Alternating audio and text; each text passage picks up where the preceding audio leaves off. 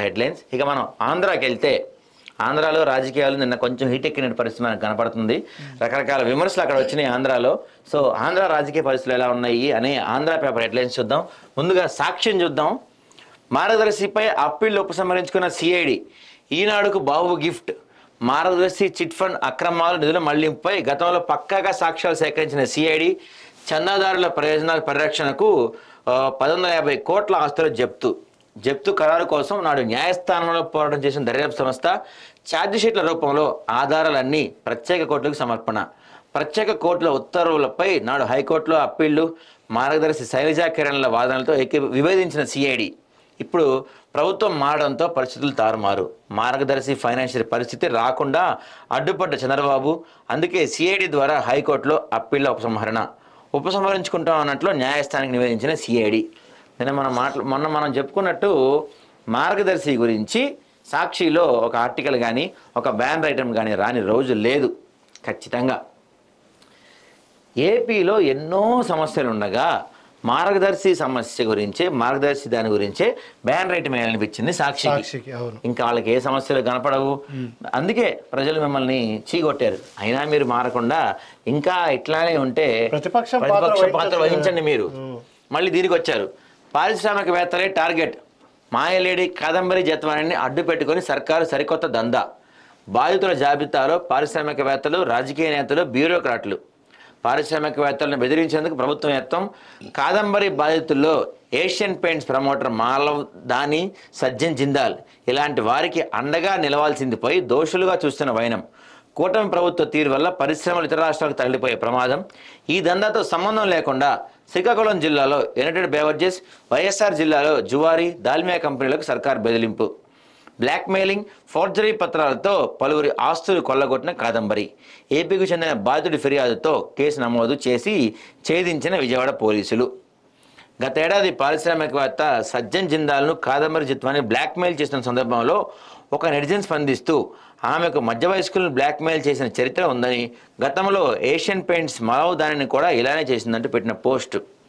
So ఇప్పుడు ఇదంతా ఏది ఈ హీరోయిన్ జత్వానీని గత వైఎస్ఆర్సీపీలో కొంతమంది బెదిరించారు, ఆమెను బెదిరించి వాడుకునే ప్రయత్నం చేశారు, ఆమెను ఇబ్బంది పెట్టారని చెప్పి ప్రభుత్వం చేస్తున్న దానికి వీళ్ళు కౌంటర్ ఇచ్చుకున్నారు. లేదు ఆమె అలాంటిదే, అసలు ఆమెను అడ్డం పెట్టుకొని మీరు మమ్మల్ని ఇచ్చేసే ప్రయత్నం చేస్తున్నారని చెప్పి వీళ్ళు సాక్షి వాళ్ళు అయితే దాన్ని డిఫెండ్ చేసుకునే ప్రయత్నం చేస్తున్నారు.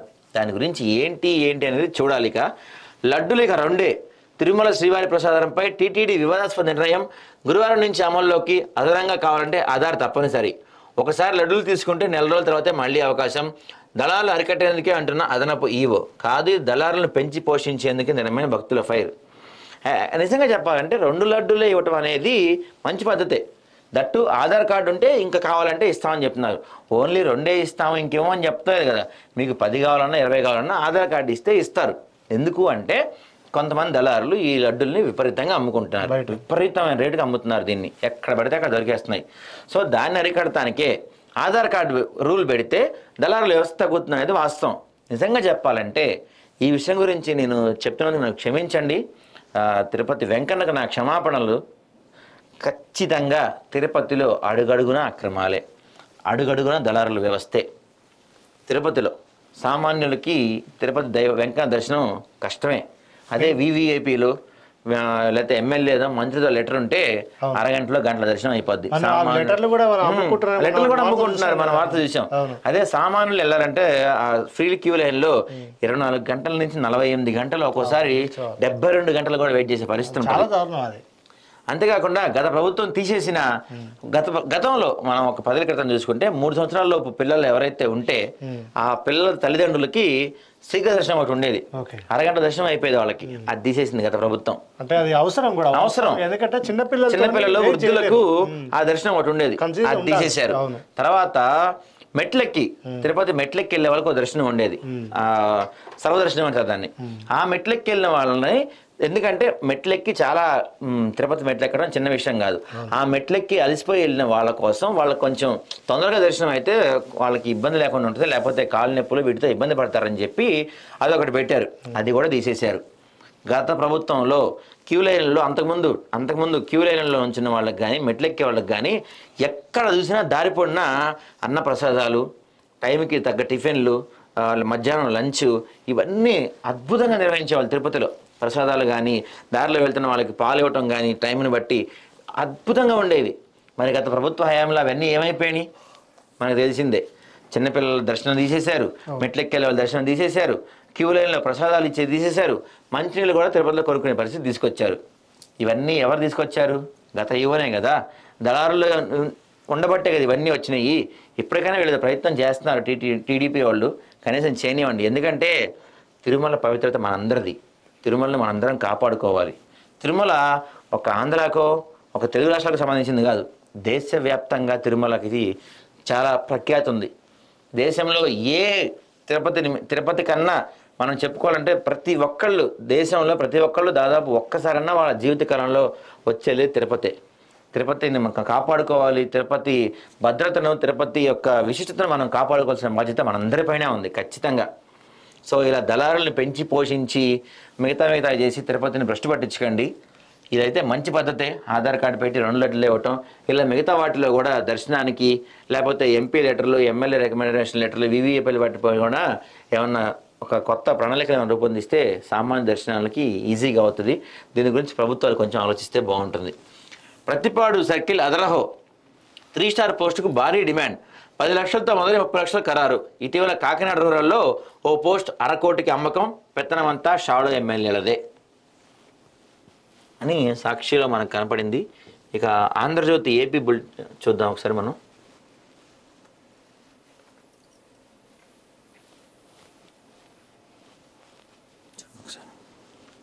ఇక ఆంధ్రజ్యోతి చూస్తే ఉచ్చు బిగుస్తోంది, ముంబై నటి కేసుపై సర్కార్ సీరియస్, విచారణాధికారిగా ఏసీపీ స్రవంతి రాయ్ నేడు విజయవాడకు కాదాంబరి జత్వాని, వేధింపులపై వాంగ్మూలం ఇచ్చే అవకాశం, ఒకటినే ఏపీ పోలీసులపై ఫిర్యాదు అంటూ అక్రమ అరెస్టుపై విచారణ. ఇది ఆల్రెడీ మనం చదివింది. ఏఐసిటీగా అమరావతి మొత్తం దీన్ని డెవలప్ చేస్తారంటే నిన్న తెలుగు భాష దినోత్సవం వేడుకలు ఆంధ్ర రాష్ట్రం కొంచెం ఘనంగా నిర్వహించిందని మనం చెప్పుకోవాలి. ఇక ఇది చూస్తే రాజీనామా, మోపిదేవి బీద రాజీనామా, చైర్మన్కు సమర్పించిన 2 వైసీపీ రాజ్యసభ ఎంపీలు, తక్షణమే ఆమోదించిన ఉపరాష్ట్రపతి, టీడీపీలోకి మోపిదేవి చేరిక లాంఛనమే, మస్తాన్ రావును చేర్చుకోవడానికి బీజేపీ యత్నం, టీడీపీలోకి ఆహ్వానించిన వేమిరెడ్డి, మాగుంట, చర్చించిన నిర్ణయం తీసుకుంటారన్న బీద, సరైన సమయంలో చెబుతా గొల్లా బాపురావు. సర్కారీ షాపులు గుడ్ బై, కొత్త పాలసీ పూర్తిగా ప్రైవేట్ మద్యం దుకాణాలే, 6 రాష్ట్రాల్లోని పాలసీలపై అధ్యయనం, ప్రభుత్వానికి ఎక్సైజ్ అధికారుల నివేదికలు, తెలంగాణ పాలసీకే ప్రభుత్వ వర్గాల మొగ్గు, దరఖాస్తు ఫీజు 2 లక్షలుగా నిర్ణయం, దుకాణాలకు ఆన్లైన్ లాటరీ ప్రక్రియ, 2000 కోట్ల ఆదాయం రావచ్చని అంచనా, షాపుల్లో మళ్లీ పర్మిట్ రూములకు అనుమతి, సెప్టెంబర్ మొదటి వారంలో నోటిఫికేషన్, అక్టోబర్ నుంచి మద్యం పాలసీ. ఇదో రకంగా మన డిఆర్ మందుబాబులు మీకు గుడ్ న్యూస్ చెప్పచ్చు. ఎందుకంటే గతంలో ప్రభుత్వం నిర్వహించిన మద్యం షాపుల్లో పాపం బ్రాండ్లు దొరక్క రకరకాల భూములు అయ్యి దొరికి చాలా మంది హెల్త్ నాశనం అయిపోయిన పరిస్థితి మనం చూసాము. అసలు మందాగడమే తప్పు అనుకున్నాం, అది వేరే విషయం. సరే, ఇక తాగకుండా ఆగలేని వాళ్ళ కోసం సర్కారీ షాపులు మూసేస్తాం. ఆయన ప్రభుత్వం మందమ్మటం ఏంటంటే దరిద్రం కాకపోతే సర్కారీ షాపులు పెట్టి మద్యపాన నిషేధం చేస్తా అని చెప్పిన ప్రభుత్వాలు వాళ్ళే మద్యం షాపులు నడుపుతాల్సింది పోయి మేమే ప్రభుత్వమే మద్యం షాపులు నడుపుతాం అంటాం కన్నా మించిన దరిద్రం. గవర్నమెంట్ ఎంకరేజ్ చేస్తే తాగే వాళ్ళు ఇంకా పోను గవర్నమెంట్ డ్రగ్ షాప్స్, గవర్నమెంట్ ఇవి కూడా మనం చూస్తామేమో మరి పొంగ అంతే.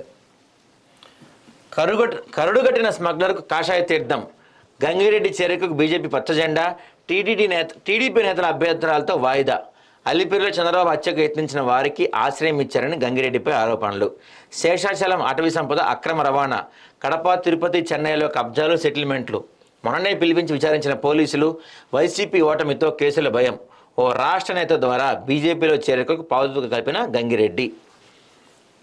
ఇంకో వార్త చూడండి, మంకీ పాక్స్ నిర్ధారణకు ఆర్టీపీసీఆర్ కిట్ ఆవిష్కరించిన సీఎం. దీనికి కూడా వచ్చింది, అది కూడా చంద్రబాబు ఆవిష్కరించారు అమరావతిలో. మంకీ పాక్స్ కూడా జాగ్రత్త మెల్లగా వస్తుంది, మెల్లమెల్లగా మన దాకా వస్తుంది. ఇవాళ కాబట్టి రేపు రెండని వస్తుంది, కొంచెం జాగ్రత్త వహించండి. ఇక మరో పేపర్ మన ఆంధ్రాలో ఈనాడు ఎడిషన్, జీతం కోసం ఆంగ్లం, జీతం కోసం ఆంగ్లం, జీవితం కోసం తెలుగు. ప్రాథమిక విద్య తెలుగులోనే. ఎన్టీఆర్తోనే జాతికి గుర్తింపు. మాతృభాష పరిరక్షణ కృషి చేస్తాం. ముఖ్యమంత్రి చంద్రబాబు. రాష్ట్ర ప్రభుత్వ ఆధ్వర్యంలో ఘనంగా తెలుగు భాష దినోత్సవం. నిన్న పవన్ కళ్యాణ్ వీళ్ళందరూ కూడా ఇటీవల కాలంలో ఓ పిచ్చి బాగా పెరిగింది. ఇంగ్లీష్ వస్తేనే ఉద్యోగాలు వస్తాయి, డబ్బులు వస్తాయి అందరూ అనుకుంటున్నారు. కానీ అది మనల్ని మోసం చేయడమే. మనమంతా ప్రాథమిక పాఠశాలలో మాతృభాషలో చదువుకున్నాం. మాతృభాషతోనే విజ్ఞానార్జన సాధ్యం. అందుకే ప్రాథమిక విద్య మాతృభాషలోనే జరగాలి. సరే, వీళ్ళు బ్యానర్ ఐటమ్ రాసింది కాబట్టి నేను ఒక మాట చెప్పదలుచుకున్నా. తెలుగు భాషా దినోత్సవం జరిపింది కదా నేను. మన 2 తెలుగు రాష్ట్రాల్లో అంటే ఏపీ తెలంగాణలో ఈ ప్రభుత్వ జీవోలు కానీ హైకోర్టులో వచ్చే ఆర్డర్స్, హైకోర్టు కానీ కోర్టులు కానీ ఏదైనా సరే తెలుగులో ఉండేలా ప్రయత్నం చేయండి. అది మీకు దమ్ముంటే చేయండి. ఇప్పుడు గతంలో గవర్నమెంట్ ఇది కిరణ్ కుమార్ రెడ్డి సీఎంగా ఉన్నప్పుడు ప్రతి బోర్డు అంటే ఏదైతే ప్రభుత్వ కార్యాలయాల బోర్డులు కానీ వెహికల్స్ కానీ ప్రభుత్వం దాకా చూసారు. ప్రైవేట్ షాపుల పేర్లు కూడా తెలుగులో ఉండాలని చెప్పి ఒక జీవో వచ్చింది. ఖచ్చితంగా తెలుగులో షాప్ పేరు, వెహికల్ మీద కూడా గౌట్ వెహికల్ అంటాయి కదా, ప్రభుత్వ వాహనము, ఆ తర్వాత ఏదైతే స్కూల్ ఉందో ఏదైతే కార్యాలయాలు ఉన్నాయో ఖచ్చితంగా తెలుగులో ఉండాలని వచ్చింది. కానీ గత ప్రభుత్వంలో ఇది నీరు గారిపోయింది. వైసీపీ ప్రభుత్వంలో చెప్పాలంటే ప్రభుత్వంలో ఇంగ్లీష్ విద్య తప్పనిసరి చేస్తూ జీవో ఇచ్చారు. ఇంగ్లీష్ నేర్చుకోవడం తప్పలేదు, కానీ ఇంగ్లీష్ తప్పనిసరి చేయడం మాత్రం తప్పు.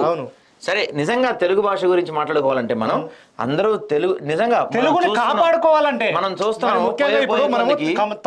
తమిళనాడు పోయినాం అనుకోండి, ప్రతి జీవో తమిళ్లో ఉంటుంది. అసలు వాళ్ళు ఇద్దరు తమిళోళ్ళు కలిస్తే తమిళే మాట్లాడతారు, ఇంగ్లీష్ మాట్లాడతారు. తెలుగు వాళ్ళు అమెరికాలో కలిస్తే ఇంగ్లీష్ లో మాట్లాడుకుంటారు. తెలుగుని మనమే తొక్కేసుకుంటున్నాం. తెలుగు ఒక సినిమాలో ఒక డైలాగ్ ఉంటుంది, తెలుగు భాష చనిపోతే దానికన్నా రోజు ముందు నేను చనిపోతాను డైలాగ్ సినిమాలో ఉంటది. కాదు పిల్ల జమీందార్ సినిమాలో ఎంఎస్ నారాయణ డైలాగు. సో నిజంగా ఇప్పుడు చూస్తే తెలుగు భాష చనిపోయే పరిస్థితి మనకు కనబడుతుంది. ఇవాళ రేపు పిల్లలకి ఎంతమందికి తెలుగు వచ్చాయి? రావట్లేదు. చిన్నపిల్లలకి తెలుగు చదవటం రాదు, తెలుగు మాట్లాడుతున్నారు సరే, తెలుగు చదవటం రాదు, తెలుగులో ఒక బోర్డు చదవటం రాదు. ఇంత దౌర్భాగ్య దరిద్ర పరిస్థితులు కల్పిస్తున్నారు మన ప్రభుత్వాలు. కార్యాలయాలు ఇప్పుడు ఎప్పుడైతే తెలుగు భాష దినోత్సవం జరుపుకోవాలని ప్రభుత్వాలు అనుకుంటాయో ఖచ్చితంగా తెలుగుని పక్కా అమలు చేయాలి. ఇప్పుడు మనోళ్ళు తెలుగు భాష దినోత్సవం తెలుగు గుర్తొస్తుంది మనోళ్ళకి. రేపటి నుంచి కామనే. ఓన్లీ ఈ రోజు నిన్న ఇవాళ తెలుగు గురించి మాట్లాడతారు, రేపటి నుంచి ఆడ కనపడదు. నిజంగా చెప్తున్నాను, ఇప్పుడున్న యువతలో ఎంతమందికి తెలుగు చదవటం వచ్చు? ఒక తెలుగు పేపర్ ఇచ్చి ఇది చదువు అంటే బూతులు చదువుతారు వాళ్ళు. 10th క్లాస్ చదివే పిల్లోడికి కూడా రాదు. 3rd క్లాస్ 5th క్లాస్ పిల్లలకి రాదండి తెలుగు. అంటే మన చిన్నప్పుడు ఆలు గుడింతాలు నేర్పించేవాళ్ళు. పెద్దబాల శిక్ష మనకు కంపల్సరీ చిన్నప్పుడు. అసలు ఇప్పుడు పెద్దబాల శిక్ష చూసి నేను గుర్తుకోలేదు, ప్రింట్ అవుతుందో లేదో కూడా తెలియదు. మరి అంతలాగా మీరు తెలుగుని పెంచి పోషిస్తున్నారు అన్ని ప్రభుత్వాల బోర్డులు గానీ ఈ జీవోలు గానీ తెలుగులో ఇచ్చే ప్రయత్నం చేయండి. తెలంగాణలో అయినా ఏపీలోనైనా, కర్ణాటకలో తమిళనాడులో ఆ రకంగా వాళ్ళ ఏది లోకల్ లాంగ్వేజ్ కి ప్రిఫరెన్స్ ఇస్తున్నప్పుడు మన మాతృభాషను మనం ఎందుకు కాపాడుకోవద్దు? లెక్చర్ ఏమంటే చాలా మంది వచ్చి అద్భుతంగా చెప్తారు. అదే కదా. కానీ ఎందుకు తెలుగుని కాపాడుకోలేకపోతున్నాం అంటే ఇదే కారణం. ఇప్పుడు ప్రభుత్వ కార్యాలయాలు కనీసం తెలుగులో రాయండి బోర్డులు, మీ వెహికల్ కు తెలుగులో పెట్టుకోండి. మనకి చిత్తశుద్ధి ఉండదు కానీ పని మాత్రం అయిపోవాలి. గవర్నమెంట్ జీవోలు తెలుగులో ఇయ్యొచ్చు కదా. అవును, మనకి చిత్తశుద్ధి ఉండదు, కామన్ పీపుల్ కూడా అర్థమైతుంది. అలాంటప్పుడు అదే కదా, ఇప్పుడు రైతులు ఉంటారు, వాళ్ళకి ఒక జీవో వచ్చింది అంటే చదువుకోవాలనుకుంటే వాళ్ళకి తెలుగులో ఉంటే అర్థమైతుంది. వాళ్ళకి అర్థం కాదు ఇప్పుడు ఏముందో అసలు అక్కడ ఎందుకు ఉంది అది ఏంటి అని అర్థం కాదు. అది ఎవరినో ఒకరిని పోయి అడగాలి. వాడు తప్పు చెప్తాడో ఒప్పు చెప్తాడో తెలియదు, వాడు ఏం చెప్తాడో తెలియదు. చెప్పే వరకు వాడు చెప్పింది వీళ్ళకి అర్థం కాదు, ఎవరు చెప్పేవాళ్ళు ఉండరు. ప్రభుత్వం ఏదైతే గెజిట్లు కానీ ఏదైతే అవన్నీ తెలుగులో ఇవ్వండి. నోటిఫికేషన్స్ అన్ని కూడా తెలుగులో ఇచ్చే ప్రయత్నం చేయండి. ఎంత బాగుంటది, చాలా బాగుంటది. తెలుగు భాషను చంపేస్తుంది మీరే. ఎప్పుడైతే మనము తెలుగు భాషని చంపేస్తుంది మీరే. అవును, ఖచ్చితంగా. పక్కన వాళ్ళకి చెప్పే ముందు మనం పాటిస్తే గవర్నమెంట్ ఆటోమేటిక్ గా పాటింది అనుకోండి, స్కూళ్ళలో కూడా భయం ఉంటది. ఖచ్చితంగా తెలుగు నేర్పించాలి, లేదా పిల్లోడు బయటికి పోతే బోట్లలో చూడలేడు అనేది ఉంటది. సో ఇది అండి వాళ్ళ ఆంధ్ర ఎడిషన్.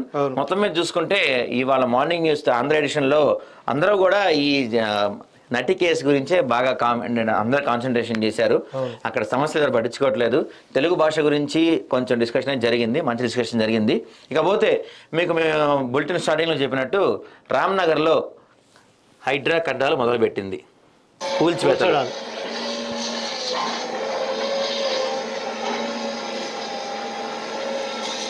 ఇది మాత్రం ప్యూర్లీ ఆదాబ్ ఎఫెక్ట్ ఖచ్చితంగా.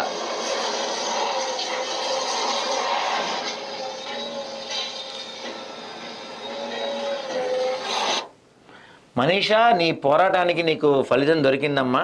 నువ్వు దాదాపు 10-15 ఏళ్ళ నుంచి పోరాటం చేస్తున్నావంటే నిజంగా ఆ ప్రాంత వాసులు ఎంత విసిగి వేసారిపోయి ఉంటారో. మా ఆదాబ్ న్యూస్ ద్వారా మీ అందరికీ మంచి జరిగింది. నిజంగా మేము సంతోషిస్తున్నాం. ఇవాళ మా ద్వారా మంచి జరిగితే, మా ద్వారా నలుగురికి మంచి జరిగితే మేము మరింతగా కష్టపడటానికి, పోరాడటానికి, మరింతగా మీ ముందుకు సమస్యలు తీరడానికి మాకెంతో బూస్ట్గా ఉంటుంది. ఇది ఆదాబ్ వెలుగులోకి తీసుకొచ్చిన ఈ అంశం ఒక పరిష్కారం దొరకటం, వెంటనే 48 గంటల్లోపు కూల్చోట్లు కూడా మొదలు పెడతాం. ఖచ్చితంగా ఆదాబ్ విజయంలో, ఆదాబ్ సాధించిన విజయాల్లో ఇది ఒక మైల్ రాయిగా మేము భావించాల్సిన పరిస్థితి ఉంటుంది. ఖచ్చితంగా 24 గంటల్లోనే కమిషనర్ అక్కడికి వచ్చాడు. 48 గంటల్లో కూల్చోట్లు మొదలు పెట్టారంటే ఖచ్చితంగా ఆదాబ్ న్యూస్కి వచ్చిన ఒక వార్తని ప్రభుత్వం ఎంత బాగా ఫాస్ట్ గా రియాక్ట్ అవుతుందో మీరు ఇక్కడ చూడొచ్చు. వాస్తవంగా ఆదాబ్ హైదరాబాద్ గానీ, ఆదాబ్ న్యూస్ గానీ గవర్నమెంట్ అధికారులు, ఐఆర్ ఆఫీసర్ చూస్తున్నట్టుంది. ఎందుకంటే మేము చెప్పి ప్రతి సమస్యకు కూడా 24 గంటల్లో రిజల్ట్స్ కనబడుతున్నాయి. దీని గురించి చెప్పాము. స్వయంగా కమిషనర్ రంగనాథ్ అక్కడికి వెళ్ళారు. నిన్న ఓయూ గురించి మనం మాట్లాడుకున్నాము. దానికి వాళ్ళకి సొల్యూషన్ కనపడుతుంది.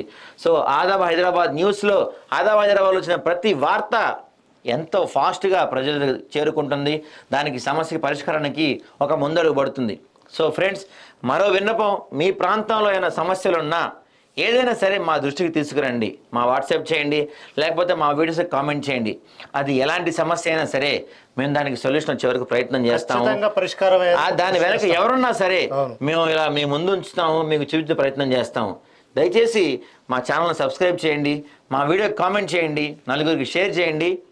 నలుగురికి షేర్ చేసే ముందు సమస్యలు ఉంటే మాకు చెప్పమని చెప్పి నలుగురికి చెప్పండి. ఒకవేళ అక్కడ పెద్దవాళ్ళు, రైతులు ఇలాంటి వాళ్ళు ఉన్నా, వాళ్ళ ఇబ్బందులు ఉన్నా అవి మీరు వీడియోగా షూట్ చేసి మాకు పంపించండి. మేము అవి టెలికాస్ట్ చేస్తాము, ప్రజల దృష్టికి తీసుకెళ్తాము, దానికి ఒక సొల్యూషన్ వచ్చేలా ప్రయత్నం చేస్తాము. ప్లీజ్ దయచేసి మాకు కామెంట్ చేయండి, షేర్ చేయండి, సబ్స్క్రైబ్ చేయండి. ఈరోజు రామనగర్ ప్రజలకు మా శుభాకాంక్షలు. మీరు 15 ఏళ్ళ నుంచి పడుతున్న కష్టానికి మీకు ఇవాళతో రిలీఫ్ రానుంది. మా శుభాకాంక్షలు మీకు. ఖచ్చితంగా అందరూ సంతోషించాల్సిన విషయం. ఇలానే మీ సమస్యలు ఏమైనా ఉంటే మా దృష్టికి తీసుకురండి. ఖచ్చితంగా దానికి ఒక ఫలితం వచ్చే వరకు మేము పోరాడతామని తెలియజేస్తున్నాము. ఘటనలు చాలా ఉన్నాయి. మా దృష్టికి తీసుకురండి. వాటిని మేము ఖచ్చితంగా ప్రభుత్వం దృష్టికి తీసుకెళ్తాం. మేము ప్రభుత్వం దృష్టికి తీసుకెళ్తే ఎంత ఫాస్ట్గా రిజల్ట్ వచ్చిందో ఇది మీకు మేము చూపిస్తున్నాం. సో ఇది ఇవాల్టి మార్నింగ్ న్యూస్. రేపటి మార్నింగ్ న్యూస్లో మళ్ళీ కలుద్దాం. Please subscribe, share and comment to Aadab news. Thank you. Jai Hind.